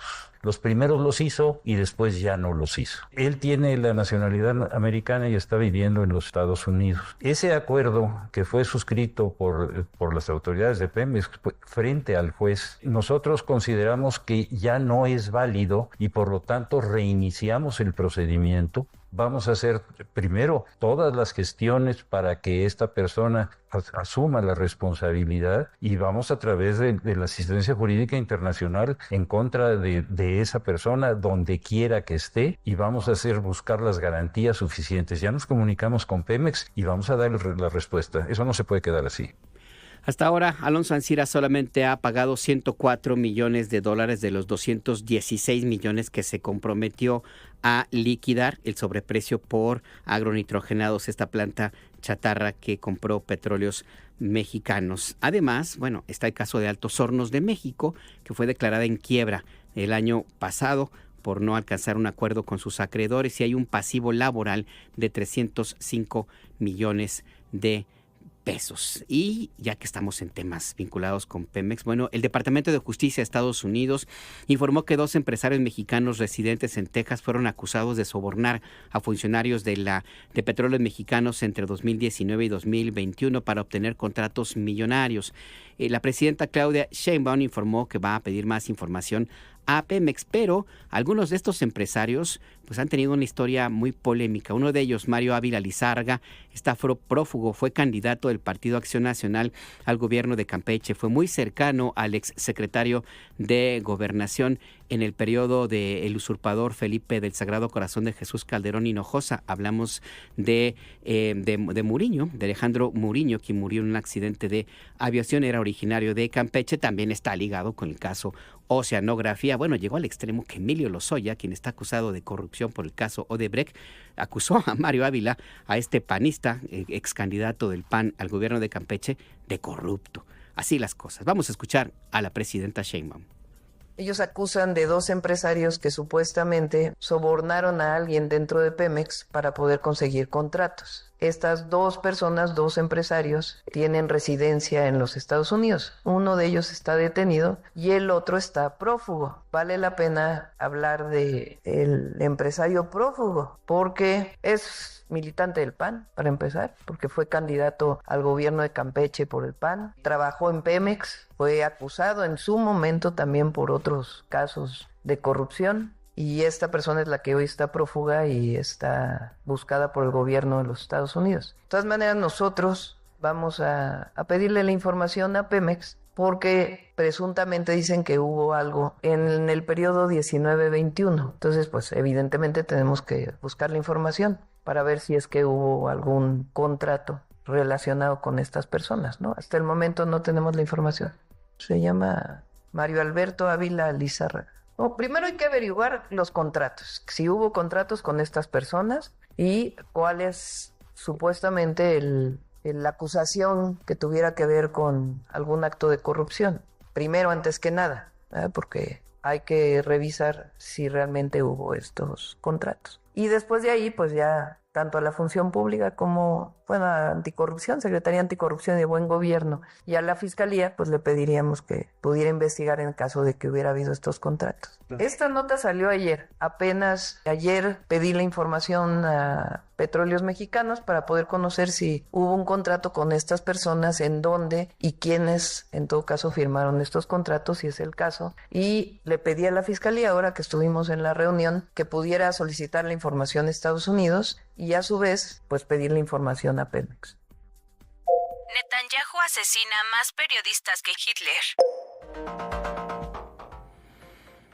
Cuando un periodista de Occidente es asesinado en un conflicto bélico internacional, hay condena internacional. Hay investigaciones, hay inclusive hasta intervenciones diplomáticas, comerciales y amenazas de intervención militar. Pero cuando, como sucede ahora, es asesinado un periodista palestino, no pasa nada. E inclusive las grandes cadenas internacionales de noticias mienten o acusan a las víctimas de terroristas, como es el caso. No hay reacción más allá de lo que ha habido en algunos espacios independientes como donde usted nos escucha, donde señalamos claramente que Israel pretende ocultar el genocidio que comete. Y uno de los rasgos de esta profunda y cruel realidad es que Netanyahu ha asesinado a más periodistas que Adolfo Hitler. Es el espejo en el que cada vez más aparece la imagen nítida de Benjamin Netanyahu y del pueblo que le acompaña, que le apoya en este intento de exterminar a otros seres humanos, como los intentaron exterminar también a ellos, al pueblo judío. Luis Camarillo nos presenta esta información. A 3 semanas de la invasión de Rusia a Ucrania, el periodista estadounidense Brent Renaud fue asesinado en marzo de 2022 por fuerzas rusas en la ciudad ucraniana de Irpin, por lo que los gobiernos de Occidente condenaron enérgicamente este crimen. Además, la administración de Joe Biden envió una dura advertencia a Moscú: responderemos en consecuencia. Incluso el 20 de junio de 1979, cuando Bill Stewart, corresponsal de la cadena ABC, fue asesinado en Nicaragua y el video de su muerte dio la vuelta al mundo en todos los medios de comunicación, la administración del presidente Jimmy Carter retiró cualquier apoyo estadounidense que pudiera quedarle a la dictadura de Anastasio Somoza Debayle y semanas después fue derrocado por el Frente Sandinista de Liberación Nacional el 19 de julio de 1979. En contraste, 5 meses antes de que Israel intensificara sus acciones bélicas en la Franja de Gaza, las fuerzas de defensa de Israel asesinaron a la periodista palestina Shirin Abu Akleh, pero las condenas por la muerte de la reportera que cubrió durante más de 20 años el conflicto palestino-israelí solo llegaron por parte de oficinas de Naciones Unidas. Con el asesinato selectivo este fin de semana de 6 periodistas, incluido Anas al-Sharif, 269 periodistas palestinos han sido asesinados por las fuerzas israelíes desde principios de octubre de 2023. De acuerdo con el Movimiento Mundial por el Respeto a los Derechos Humanos, Amnistía Internacional, ningún conflicto en la historia moderna ha visto un mayor número de periodistas asesinados. Recordó que en la Segunda Guerra Mundial, 69 periodistas fueron asesinados y 63 en la Guerra de Vietnam. El asesinato del corresponsal de Al Jazeera y otros comunicadores representó un duro golpe para la comunidad palestina, ya que de acuerdo con Mehat Abbas, director del hospital Al-Shifa de Gaza, eran íconos para Palestina. La única condena de Occidente por el asesinato de los profesionales de la comunicación fue de la Unión Europea a través de la jefa de la diplomacia del bloque, Kaja Kallas, en sus redes sociodigitales. Y claro, del alto comisionado de las Naciones Unidas para los Derechos Humanos, Volker Turk.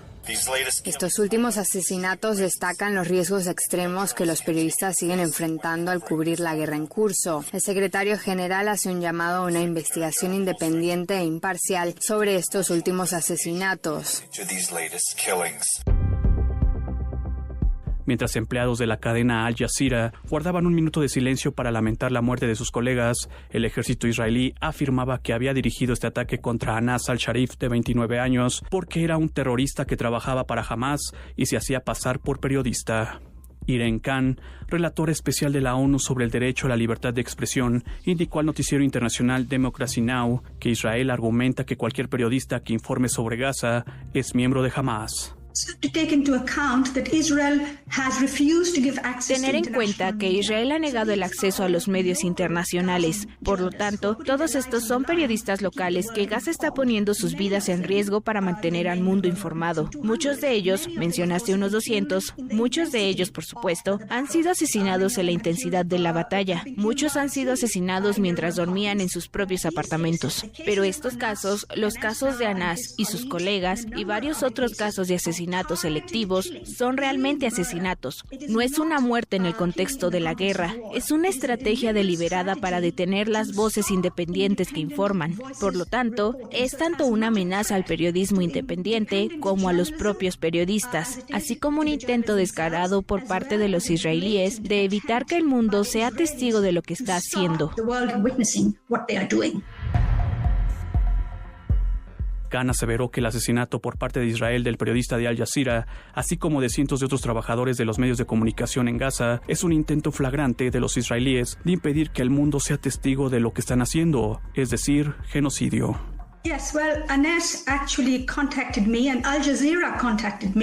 Anas se puso en contacto conmigo y Al Jazeera me contactó para informarme de esta amenaza inminente contra él. Ya lo había visto antes, no es el primero. Como saben, hay entre 26 y 30 periodistas que han sido objetivo de esta campaña de asesinatos. Y Anas quería que yo lo hiciera público, quería que otros también lo hicieran público, para detener lo que Israel estaba haciendo. Pero al mismo tiempo me agradeció por mi apoyo y luego dijo que nada lo detendría de decir la verdad. Y de alguna manera, con eso firmó su propia sentencia de muerte, porque como sabes, él y los demás, todo el equipo de Al Jazeera en el norte de Gaza, fueron asesinados, justo cuando Israel intensifica su acción militar en la ciudad de Gaza. Entonces, hay un patrón claro aquí de matar periodistas para despejar el camino, silenciar voces y evitar que la opinión pública internacional se informe sobre el genocidio en Gaza. of the genocide in Gaza.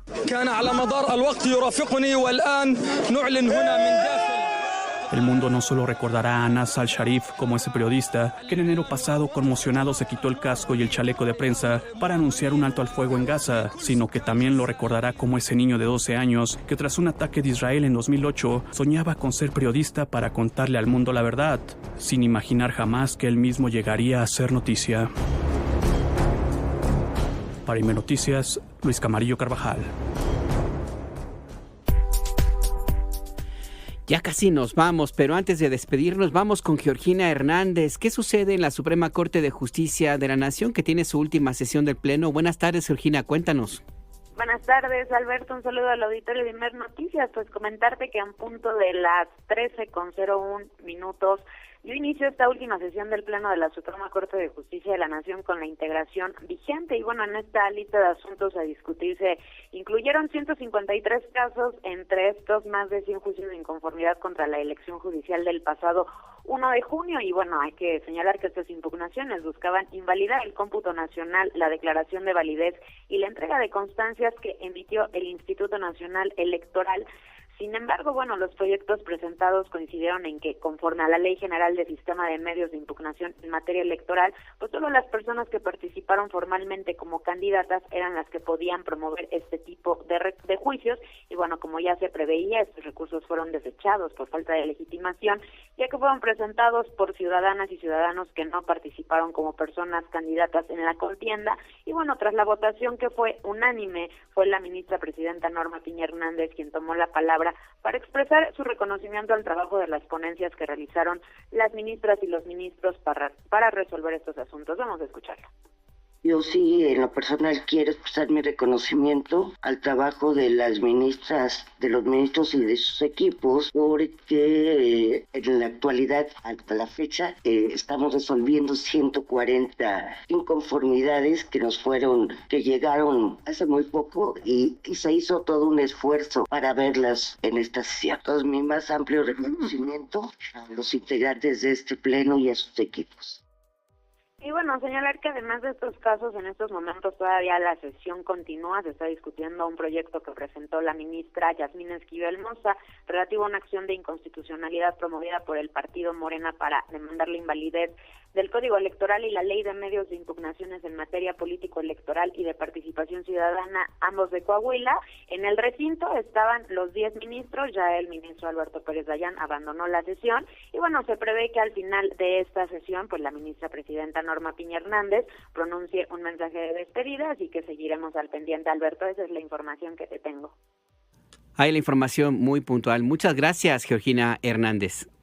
Buenas tardes. Buena tarde también para ti. Mire, ya para despedirnos, le quiero comentar que se liberó al fundador del Centro de Dignificación Humana, AC Luis García Villagrán. El fiscal general de la República dijo que se presentaron 75 pruebas en contra de esta persona acusada de tráfico de personas, pero el juez Jonathan Francisco Izquierdo Prieto libró una orden de aprehensión que, el juez no quiso analizar ninguna prueba porque dijo que el detenido era protector de personas migrantes, a pesar de que está acusado de tráfico de personas y de organizar caravanas con respaldo de recursos de origen desconocido. Es parte de la información pues que se dio a conocer esta mañana. La Fiscalía General de la República va a apelar esta decisión del juez, el juez que liberó a esta persona acusada de traficante de migrantes.